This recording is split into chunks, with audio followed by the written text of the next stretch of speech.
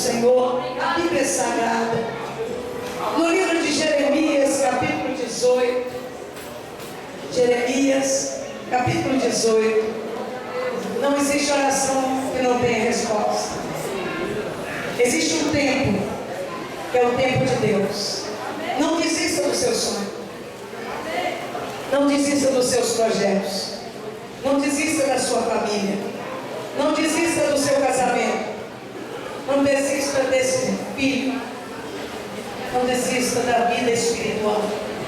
Jeremias, capítulo 18, a partir do versículo 1. Todos acharam, amém? Diz assim a palavra do Senhor. Palavra do Senhor que veio a Jeremias dizendo: dispõe-te, desce à casa do oleiro, e lá ouvirás as minhas palavras. Diga isso, dispõe-te, desce à casa do oleiro, e lá ouvirás as minhas palavras. Desci à casa do oleiro, e eis que ele estava entre a sua obra sobre as rodas. Como o vaso que o oleiro fazia de barro se lhe estragou na mão, tornou a fazer dele outro vaso, segundo bem lhe apareceu. Então veio a minha palavra do Senhor: não poderei eu fazer de vós como fez este oleiro, ó casa de Israel?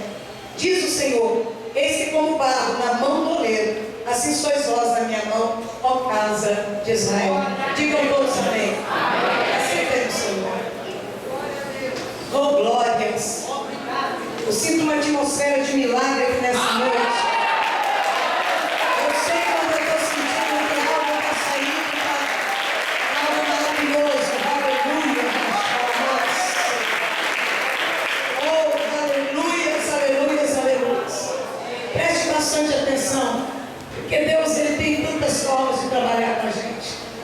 Às vezes você está aí preocupado com algo que vem da direita, enquanto Deus está cá na esquerda. Às vezes você está pensando em algo que é do seu jeito, é do jeito de Deus, é no tempo do Senhor. A palavra de Deus diz que o Senhor pega Jeremias e diz para ele: dispõe-te, desce à casa do oleiro. Meu irmão, minha irmã que está aqui, você estar aqui na casa do oleiro significa disposição. Quando você sai da sua casa, que não é fácil. Para muitos, ainda não é fácil descer a casa do oleiro. Alguns ainda estão naquela fase aonde descer para a casa do oleiro ainda é complicado. Porque a casa do oleiro é onde o Senhor começa a fazer coisas maravilhosas. E o diabo é um dos interessados de que as pessoas não cheguem na casa do oleiro. A palavra de Deus diz que Deus, Ele pega Jeremias e diz: Jeremias, tenha disposição, desce à casa do oleiro, porque eu vou te mostrar algo tremendo. Quando você sair da sua casa para chegar na casa do oleiro, o Senhor te trouxe aqui porque Ele quer te mostrar coisas grandes que Ele vai fazer na minha e na sua vida.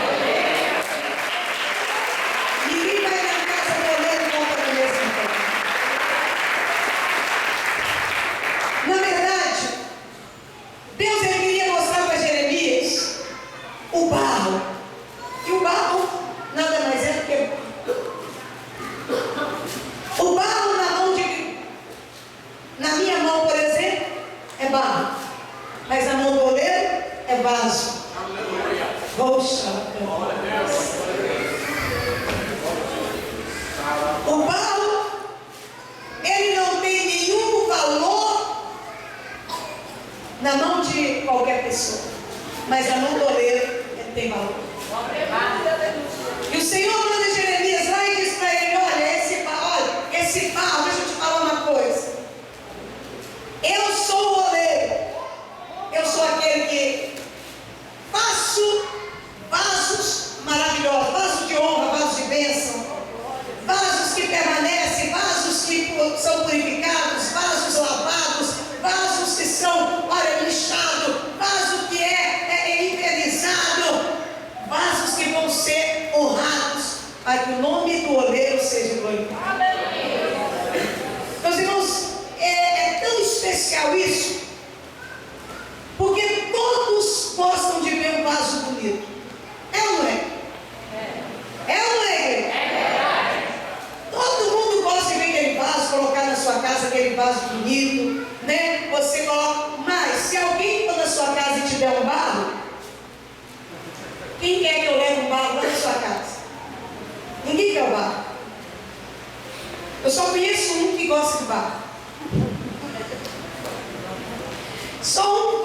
barro. E eu vou te dizer quem é.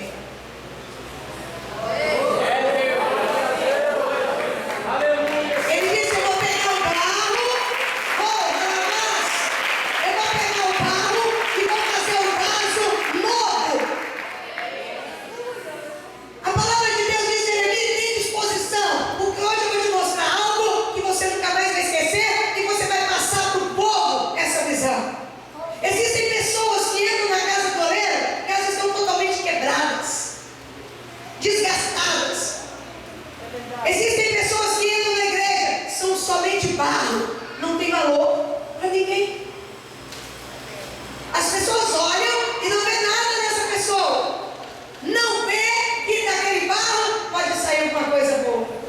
Porque quando você olha para o barro, você não vê nada de bom, pelo menos eu e você. Eu acho interessante como a pessoa tem o dom, tudo é maravilhoso. Eu falo assim que quando uma pessoa, uma costureira, ela pega um pano, o pano para mim é um pano, mas para a costureira, ela vê vestidos maravilhosos, ela vê peças lindas, ela começa a confeccionar algo que não existe nada.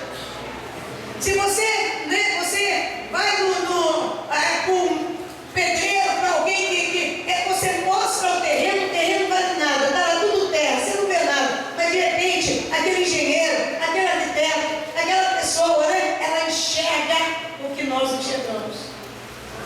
Quando você pensa em algo, quando você olha o marceneiro, olha a pessoa que mexe com a madeira, como no Cleito, ali como o Eduardo e outros mais aqui dentro da igreja, de repente você não enxerga nada, você só vê madeira, mas eles veem coisas maravilhosas. Não é mesmo? Uma dona de casa, alguém pode olhar para uma massa que uma cozinheira está fazendo e não enxergar nada, mas ela faz daquilo ali algo maravilhoso e delicioso. O Senhor, Ele leva Jeremias ali para falar com ele: Jeremias, deixa eu te falar uma coisa, você está vendo barro, agora eu quero te mostrar o oleiro mexendo com o barro. E ele começou ali a mostrar o que ele podia fazer com aquele barro que não tinha valor, que ninguém dava valor, que nada acontecia, porque ainda era barro. Mas ele começa a ver que aquele barro começa a ter forma. Começa a ter uma forma, você já começa a enxergar algo, até chegar num vaso maravilhoso. E a palavra do Senhor diz que existem pessoas também dentro da igreja que elas estão como cacos, elas que não acreditam mais nas suas próprias vidas, não acreditam no seu potencial mais, não acreditam em mais nada. Olha, existem pessoas que elas estão desistindo porque elas acham que nunca vai dar certo em nada, que nunca vai fazer o que é certo, que está sempre errado. Existem pessoas que entram na igreja, na casa do oleiro, dizendo: será que tem solução para mim? Ninguém me dá crédito mais, ninguém confia em mim, ninguém confia na minha palavra, a minha palavra não vale mais nada. Quantos maridos não têm mais palavra? Quantas esposas não têm mais palavra? Quantos pais não têm mais palavra? Quantas pessoas elas vêm dentro da igreja e elas estão desistindo delas mesmas, dizendo: não tem jeito mais para mim, não tem solução mais para a minha vida, eu já lutei, eu já paguei, eu já aconteci, eu já fiz tanta coisa e nada deu certo. Quantas pessoas estão sentindo verdadeiros cacos, ou alguns estão sentindo realmente aquele barro, mas na verdade o Senhor, Ele quer fazer de você um vaso precioso, mas é necessário disposição. Diga isso: disposição. Sempre na casa do oleiro vai entrar barro que sempre será barro. Vai ter barro que vai ser sempre um vaso que não tem valor. Porque existem vasos que começam a ser feitos, mas eles se quebram. No meio do caminho, eles ficam. No meio do caminho, abre-se uma rachadura, ou mesmo quebra, e aquilo ali não tem mais valor. Existem pessoas que entram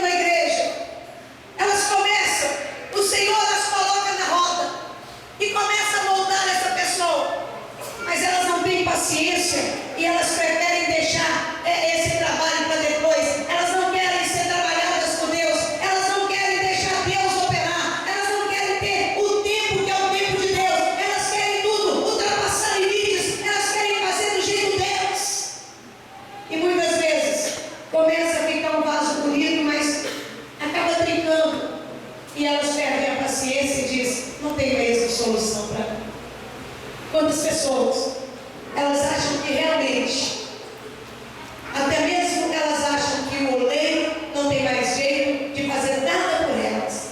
Quantas pessoas elas dizem, olha, eu conversei com uma irmã essa semana, ela disse para mim assim, que ela chegou ao ponto de falar com Deus assim, Deus, olha, eu sei que o Senhor me ama, eu sei que o Senhor é bom, eu sei que o Senhor é maravilhoso, mas o Senhor esqueceu de mim. Mas Deus nunca esquece um filho seu. Ele nunca esquece aquele que está na presença dele, aquele que está na roda, aquele que está sendo trabalhado. Deus nunca esquece. Acontece que quando você está na roda, dói. Se você pudesse perguntar para o Paulo o que está acontecendo com ele ali naquela roda, ele ia dizer, está doendo, está sendo amassado, está sendo encerrado, está sendo lixado. É quando o processo é grande, ele vai para o forno. Você sabia que o barro, na hora que faz aquele formato, quando começa a formar, ele vai para o fogo. Isso que nós precisamos entender. Existem situações na nossa vida que às vezes nós estamos ainda na roda sendo formado. Existem outros que já estão no forno, mas cuidado, quando sai do forno, olha, já começa a criar uma nova vida, começa agora, olha, a ser encerrada, olha, vai passando ali o verniz e começa a ter vida. É necessário que você tenha, olha, paciência com o que Deus está fazendo na sua vida. Eu estava contando ontem, eu recebi um telefonema maravilhoso, que toda hora que eu lembro dele, ele me alegra profundamente. Há 16 anos que eu cuido de uma moça, 16 anos que é cuidado de cuidado profundo, porque há 16 anos atrás, ela entrou na igreja, eu estava ministrando, e quando terminou o culto, numa quarta-feira de manhã, ela foi no altar, e ela disse para mim, eu não sei o que eu estou fazendo aqui, porque para mim não tem jeito, para mim não tem solução. E ali começou a minha batalha com aquela jovem, lésbica, traficante, viciada, e um monte de coisa mais que é melhor nem comentar. E aos poucos ela foi me contando a vida dela, mais ou menos esses 3 anos, para ela me contar tudo que ela tinha feito até então. Tanta porcaria. A porcaria era tanta que eu pregava para ela 2 horas direto. Parecia que só vinha que assim saía, não entrava. O diabo já tinha cegado o entendimento, já tinha tirado o temor, já tinha tirado tudo dela. Era uma causa que qualquer um dizia, impossível. Eu lembro que a minha mãe, eu ficava 2 horas com ela no telefone, eu ficava no culto com ela mais de 1 hora, sentada, aconselhando depois de culto. Ela me ligava das favelas, embriagada, drogada. Quantas vezes ela me ligou e eu falava com ela, estou com táxi, vai embora para casa. E ela, não, eu vou passar na frente do carro. Quantas vezes eu no telefone com ela e ela dizendo, não, eu vou morrer, não tem solução para mim. E ela, olha, eu vou pular na frente do carro, olha, hoje eu vou me drogar, eu vou morrer de overdose. Quantas coisas eu ia ali do lado de lá do telefone, eu apavorada e olhando ali, falando, Deus, o que está acontecendo? Quantos jejuns, quantas orações para aquela jovem. Mais ou menos 8 anos nesse tratamento que nós começamos. 8 anos. Eu, pessoalmente, eu pensava assim, meu Deus, às vezes eu chegava a falar com Deus, Deus, eu agora acho que vou desistir. Aí, ela sumiu um pouquinho, voltava de novo. Quando voltava, eu pegava de novo. Quantas manifestações de demônio nós aqui, muitos aqui conhecem ela. A Andréia, quantos aqui já viram a Andréia? Manifestando demônio, aquela confusão, aquela bagunça. E quando ela saía de fora, ela me falava as coisas, mas tá vendo, André? O demônio entra tudo de novo, André. Você não dá preguiça, André. Aí vem para casa. Tinha vez que ela vinha 2 horas no culto, 2 horas para me cansar, expulsava demônio, luto, aquele culto pesado. Saía lá fora, lá e vai, André de novo.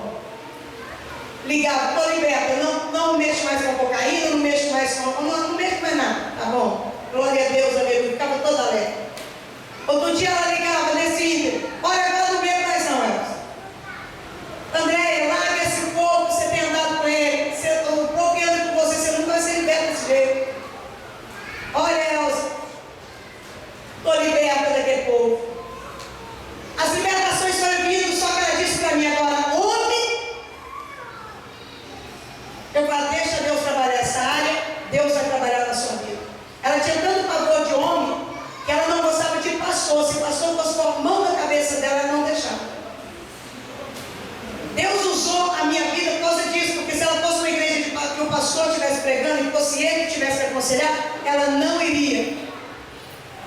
Ela não, diaconato, uma coisa, ainda tinha espírito de rebelião.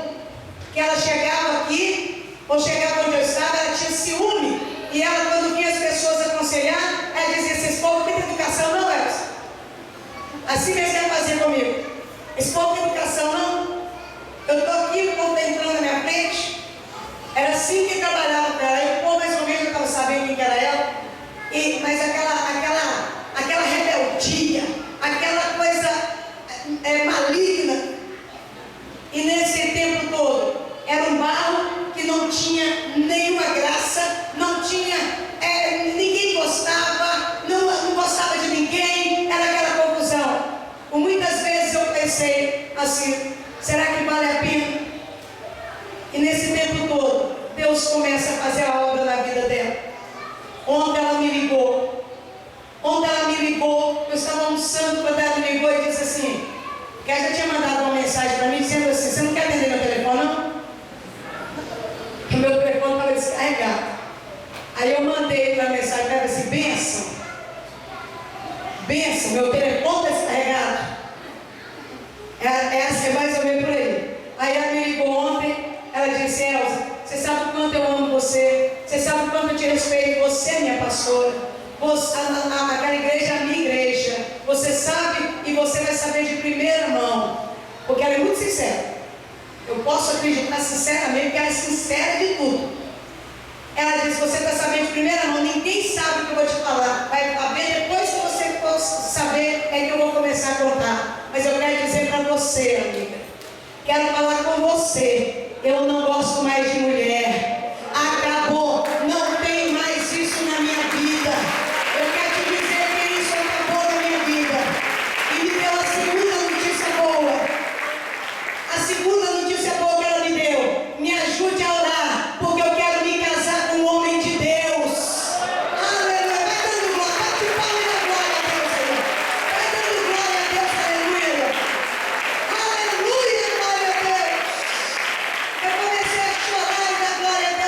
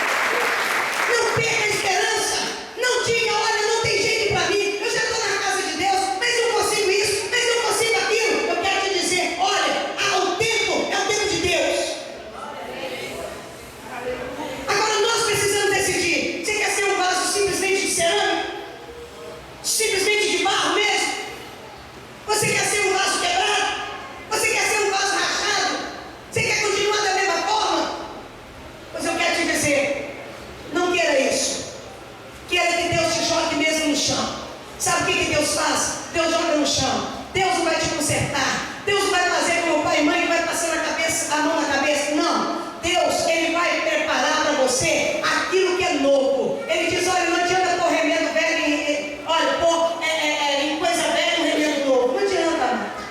Não adianta você entrar dentro da igreja. Você está dentro da igreja e de repente você continua. Você está dentro da igreja. Parece crente, é demorex, parece, mas não é. Tem cheiro, mas não é. Não é mesmo?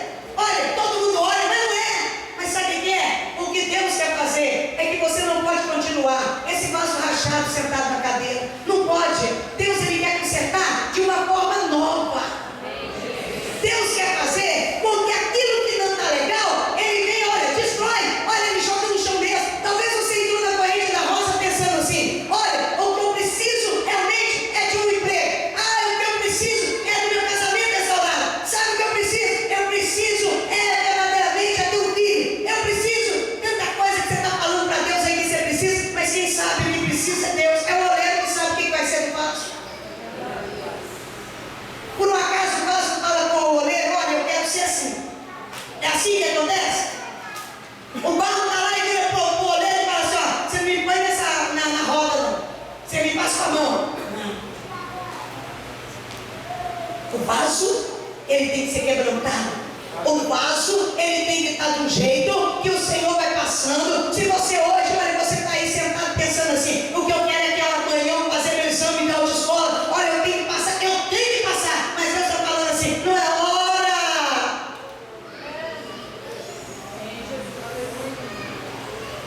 Eu imagino Deus, às vezes eu fico imaginando Deus. Existem pessoas que dizem, eu quero meu marido, olha, eu vou fazer essa corrida para meu marido voltar para casa. Mas você não está ainda preparado para receber? Deus vai começar a preparar você, preparar ele para voltar.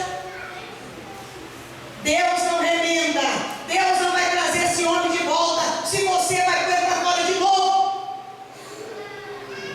Deus não vai fazer, olha, conserto em nada. Deus não vai fazer nada que porventura vai ser mal feito e vai destruir de novo. Quando Deus faz, é tão maravilhoso.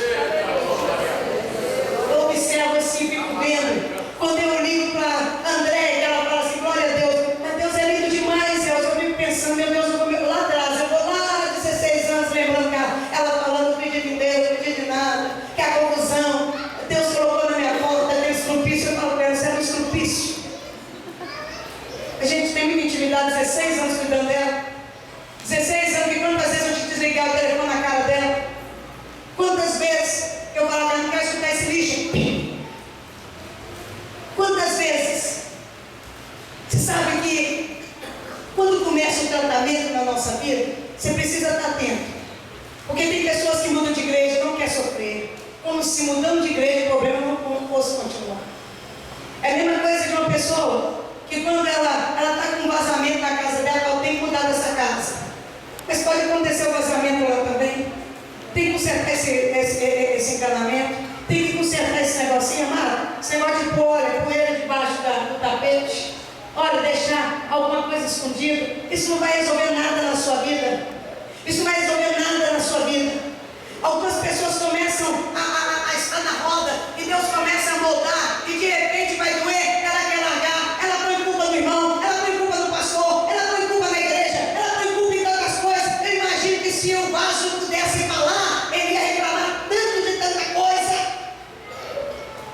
Mas Deus, Ele diz hoje, nessa noite, olha, Ele faz uma pergunta e Ele diz, olha, então veio a mim, a Jeremias, a palavra do Senhor dizendo, não poderei eu fazer de vós como este oleiro, ó casa de Israel? Diz o Senhor,